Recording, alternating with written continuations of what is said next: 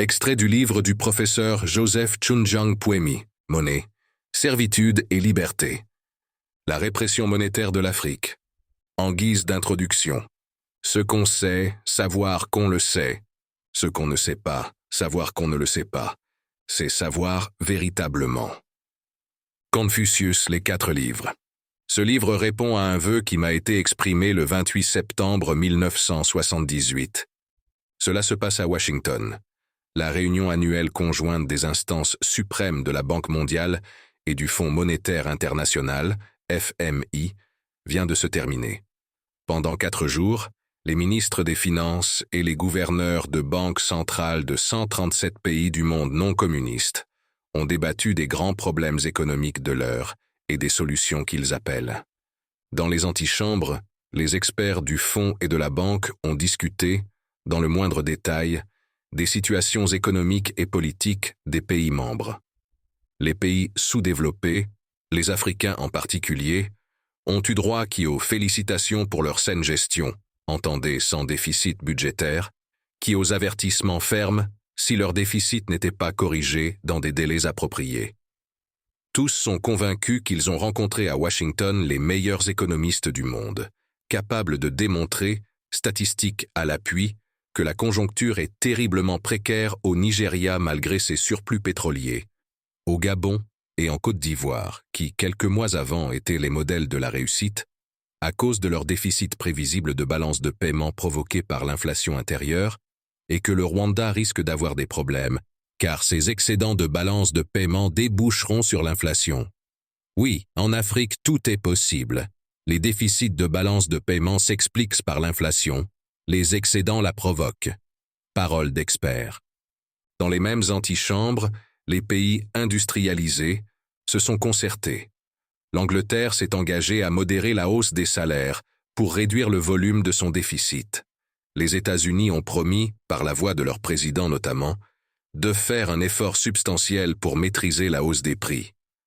La preuve, le gouvernement s'est déjà attaqué aux revenus en invitant les milieux socio-professionnels à ne pas augmenter les salaires de plus de 7% au cours de l'année.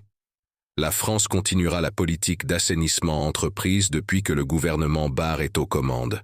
Le déficit budgétaire sera moindre en 1979, le minimum vieillesse, pour des raisons de justice sociale, sera augmenté, mais de 22% seulement. Quant à l'Allemagne et au Japon, qui, depuis quelques années, offrent à meilleur prix des équipements plus adaptés au tiers-monde, ils ont été invités à être plus coopératifs et à dépenser plus afin que les taux d'inflation, convergents dans le monde. Les Suédois ont été blâmés pour leur politique trop austère, trop déflationniste. Ils ont bloqué les salaires. Leur gouvernement socialiste, au pouvoir depuis 40 ans, qui a donné à la Suède l'image d'un pays équilibré et paisible, est menacé. Il faut, pour sortir de la crise économique mondiale, que les pays industrialisés dépensent et consomment davantage afin de tirer le système qui tend à languir. C'est la théorie de la locomotive. Dans le même temps, les pays sous-développés devront modérer leurs ambitions s'ils veulent contrôler leur inflation trop forte et diminuer leur endettement excessif. Ils devront également être raisonnables lors des négociations sur les prix des matières premières, faute de quoi ils souffriront indirectement du ralentissement des affaires dans le monde industrialisé. Toujours est-il que la réunion s'est bien terminée, parce que 2 mesures fondamentales ont été adoptées. Les quotes-parts, c'est-à-dire les contributions des membres du FMI, ont été augmentées de 50% et de nouveaux droits de tirage spéciaux, DTS, seront créés et distribués gratuitement à concurrence de 4 milliards de dollars l'an pendant 3 ans. Que représentent ces DTS? On n'en sait trop rien. Depuis la réunion de Rio de Janeiro qui a ouvert ce nouveau département dans le trésor du FMI, on n'a pas cessé de critiquer, et leurs fondements et leurs clés de répartition.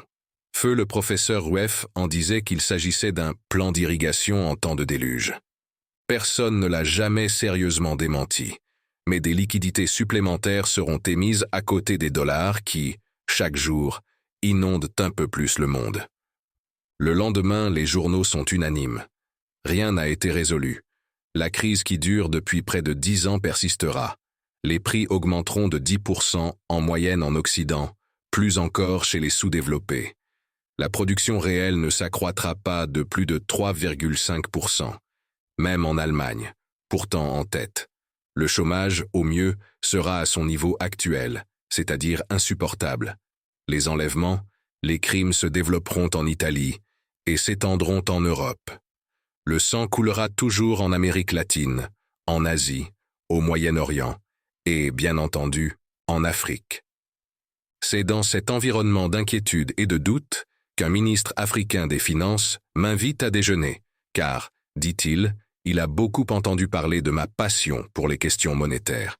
Alors, mon frère, il paraît que, pour toi, tous nos malheurs en Afrique proviennent de la monnaie. Pas exactement. Monsieur le ministre, je pense seulement qu'une meilleure organisation monétaire nous aurait épargné beaucoup d'ennuis. Allons, écoute, je ne suis pas un vendu, comme vous, les jeunes d'aujourd'hui, qualifiez vos aînés. Je ne t'ai pas appelé pour qu'on joue à cache-cache. Et, d'abord, je te prie de me tutoyer, j'ai horreur du protocole.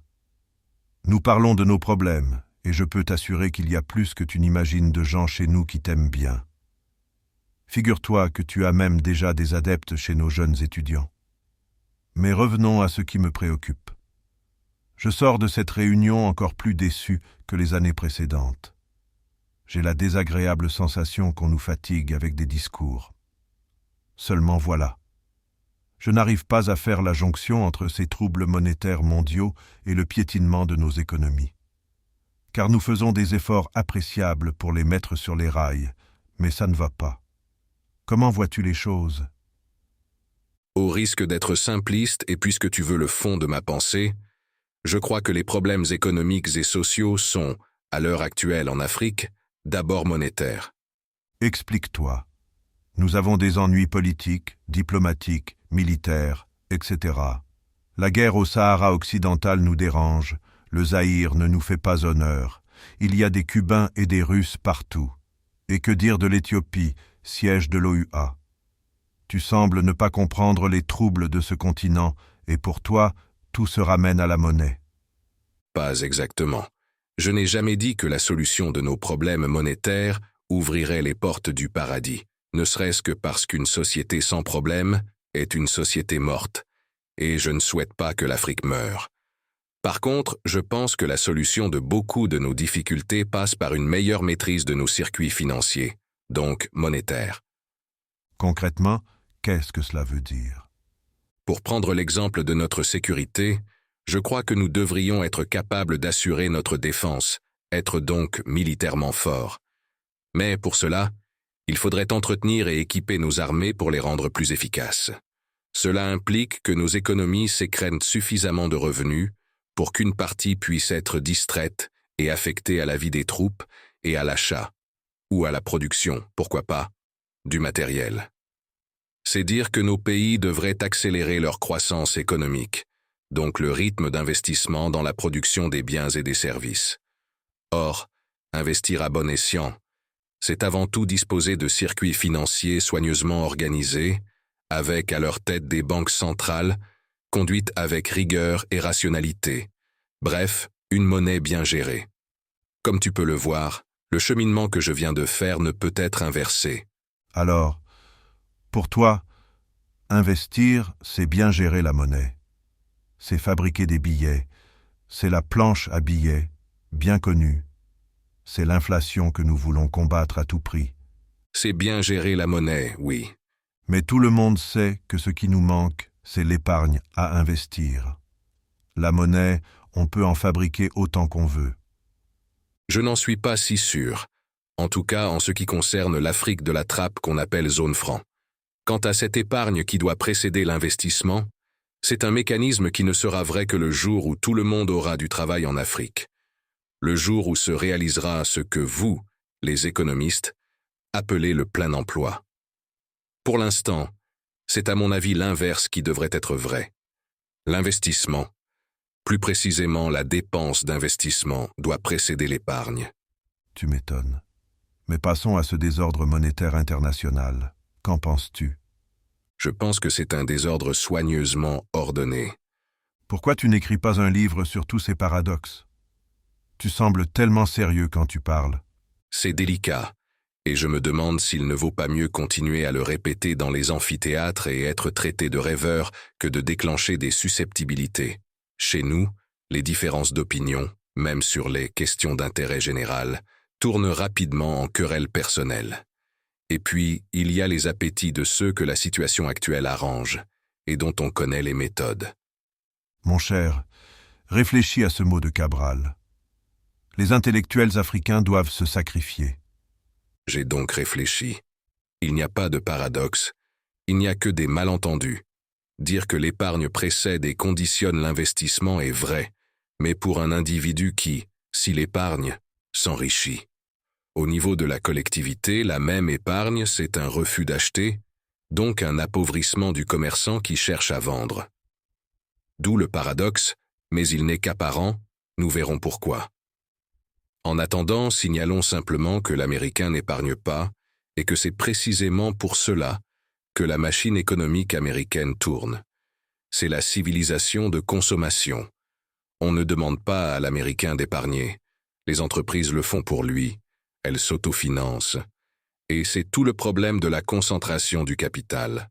De même, dire que le désordre monétaire est soigneusement ordonné ne participe pas du goût pour les jeux de mots. La confusion monétaire provient de l'incapacité du dollar, dès la seconde moitié des années 60, d'assumer les responsabilités que lui conféraient les accords monétaires de 1944. Il fallait brouiller les cartes, instaurer le désordre pour que le plus fort, le dollar, sorte vainqueur et reprenne sa place royale sur d'autres bases.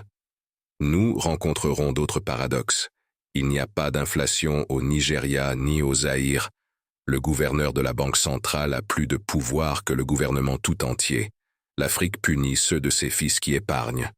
Tout cela, c'est la monnaie. Il convient qu'en Afrique, la monnaie cesse d'être le territoire du tout petit nombre de spécialistes qui jouent aux magiciens. Car, me disait un jour mon maître Maurice Allais, rien n'est plus urgent que d'informer l'opinion publique et de rappeler au gouvernement l'importance de la monnaie.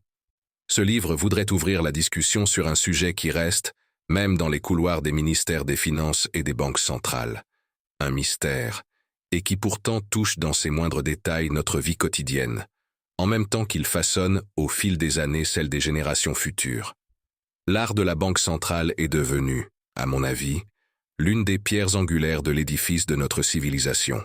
C'est un responsable de la monnaie aux États-Unis qui s'exprime ainsi. L'Afrique a produit des poètes, des savants dans tous les domaines, des médecins et des ingénieurs de réputation mondiale, des hommes politiques et des diplomates redoutés. Tous ont pu se faire comprendre jusque dans les villages les plus reculés.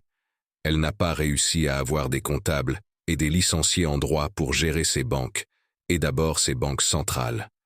Le contrôle de sa monnaie lui échappe, à des degrés divers. Il est vrai selon les héritages coloniaux. Le sens de la chose publique et de l'honneur, mais partout douloureusement.